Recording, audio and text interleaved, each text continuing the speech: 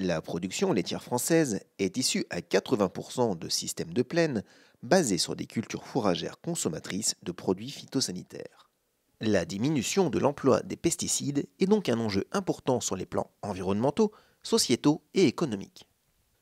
Les fermes expérimentales des champs d'agriculture de l'Ouest travaillent ensemble à la mise au point de systèmes de culture pour réduire l'utilisation de ces produits. Ce projet, intitulé Ecophyto XP Défi, s'inscrit dans le cadre du plan Ecophyto financé par l'ONEMA. Les essais sont réalisés à l'échelle des systèmes de culture, mais évalués globalement de manière à diffuser les itinéraires les plus performants. À la ferme expérimentale normande de la Blanche Maison, les essais sont basés sur 3 systèmes de culture comprenant du maïs en silage. Pour réduire l'utilisation des produits phytosanitaires, 3 voies ont été explorées.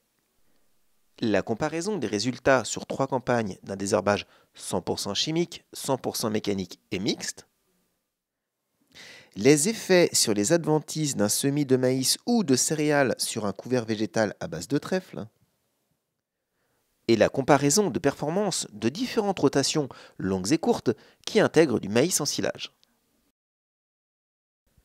La rotation de 5 ans a été suivie avec précision pour en évaluer la performance technico-économique. Le moteur de cette rotation est basé sur la prairie multi-espèces riche en trèfle. La fertilisation est à base de lisier de bovins provenant de l'exploitation et se fait en 2e et 3e année de culture. Le maïs en silage, profitant du précédent prairie, n'a pas d'apport de fertilisation. Le désherbage se fait au maximum en mécanique avec un complément herbicide si besoin. Le blé est implanté à l'automne avec un travail superficiel du sol. Le désherbage 100% mécanique est fait avec 1 ou 2 passages de hersétrille en sortie d'hiver. La fertilisation se fait à base de lisier de bovin. Cette rotation longue permet de couper le cycle des adventices, des maladies et des ravageurs. Il en ressort une très faible utilisation de pesticides et aucune fertilisation minérale.